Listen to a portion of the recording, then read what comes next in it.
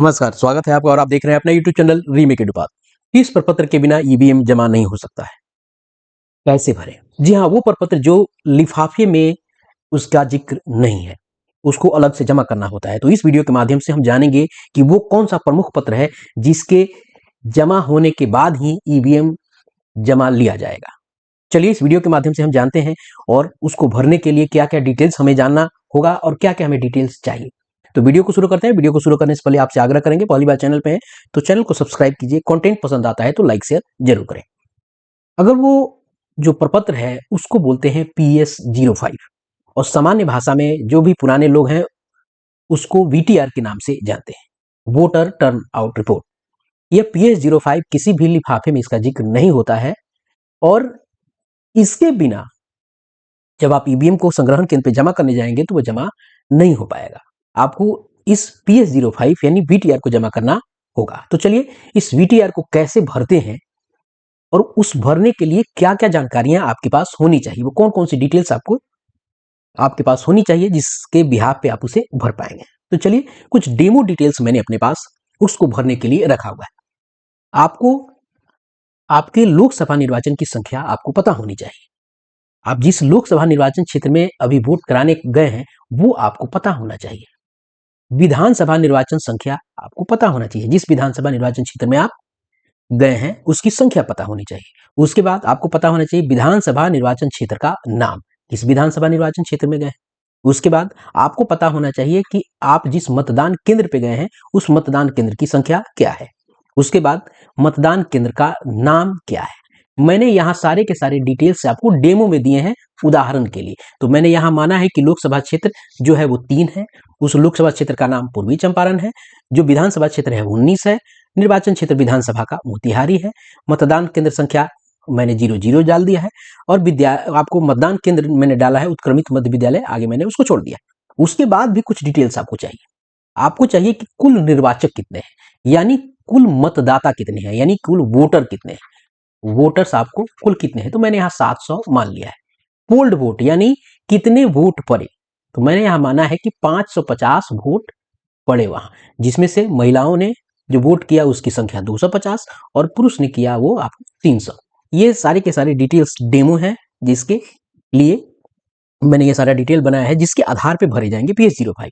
आपके पास तो actual data होगा तो उसको भरने के लिए डाटा जरूर चाहिए।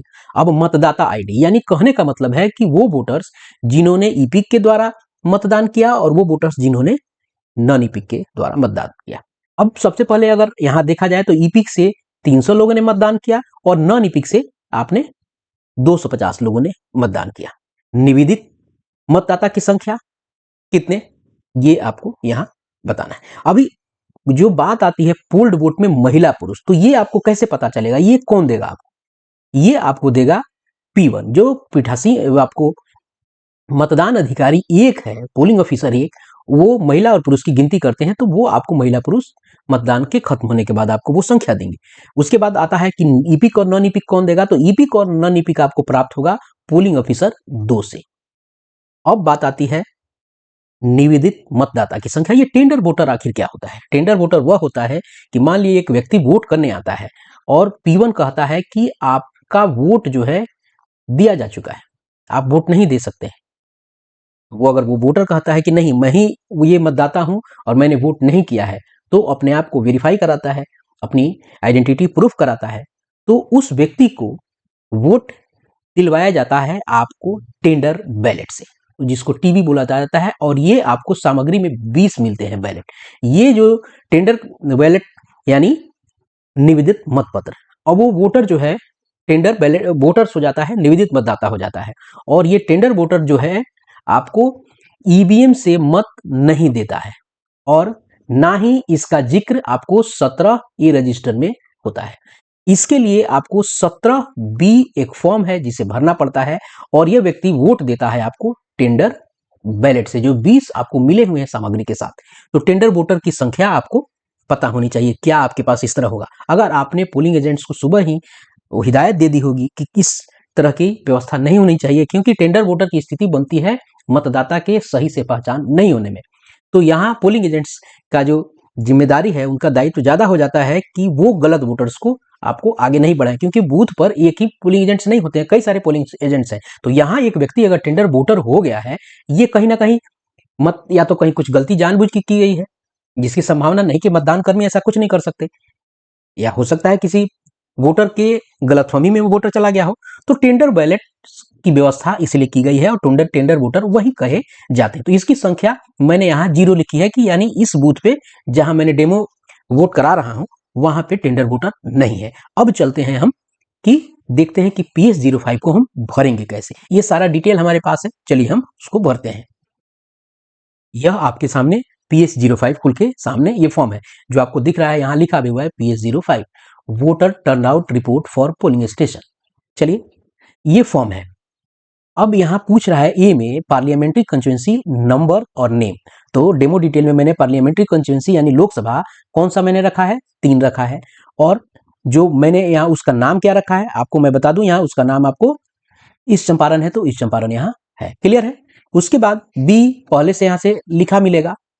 सी असेंबली सेगमेंट नंबर और नेम, मतलब ये है कि विधानसभा जो है उसका नंबर क्या है और उसका नाम क्या है। तो यहाँ 19 मैंने रखा है, तो 19 यहाँ लिख दिया है, मोतिहारी है, मोतिहारी का मैंने जिक्र कर दिया है। उसके बाद है पोलिंग स्टेशन नंबर और नेम। पोलिंग स्टेशन नंबर मैंने जो दिया है वहां 0 लिखा था, और नेम चूंकि अंग्रेजी में है इसको अंग्रेजी में भरे, ज्यादा बेहतर है। मैंने वहां जो पोलिंग स्टेशन का नाम है वहां उत्क्रमित मध्य विद्यालय डैश करके, तो उत्क्रमित मध्य विद्यालय को यहाँ मैंने ऐसे लिखा है अपग्रेडेड मिडिल स्कूल, और उसका नाम जो भी हो सकता है आप डाले, कुछ भी हो सकता है, ये तो डेमो डिटेल है। उसके बाद डेट ऑफ पोल, मैंने डेट ऑफ पोल जबकि इस विधानसभा 19 मोतिहारी विधानसभा में 11 नवंबर को वोट होने हैं, तो मैंने उसका डेट यहाँ डाल दिया है। अब चलते हैं नीचे, कुछ डिटेल्स और पूछे गए हैं। अब यहाँ पूछा है 1 नंबर, तो ABCD वहां भर दिया हमने। अब यहाँ किया पूछ रहा है कि 2 नंबर में पूछ रहा है कि number of electors who voted as per item 11 presiding officer diary. Presiding officer के डायरी में जो 11 नंबर बिंदु है, यानी पूछ रहा है कि नंबर ऑफ वोटर्स मेल, कितने वोटर्स आपको मेल है, ध्यान रखिएगा, तो कितने मेल वोटर्स ने वोट किया, फीमेल कितने वोटर्स ने आपको यहाँ वोट किया। टोटल वोट कितने हो गए 550। यहाँ ये वोट कितने वोटर्स आपको, इलेक्टर्स की बात हो रही है, कितने इलेक्टर्स आपको हु वोटेड, ऐसा नहीं कि टोटल की बात कर रहा है, ये कह रहा है कि हु वोटेड, वो निर्वाचक जिन्होंने वोट किया। तो वोट 300 मेल ने किया, 250 महिलाओं ने किया, यानी टोटल वोट जिन्होंने किया वो 550, आपको डेमो डिटेल्स में मिला होगा।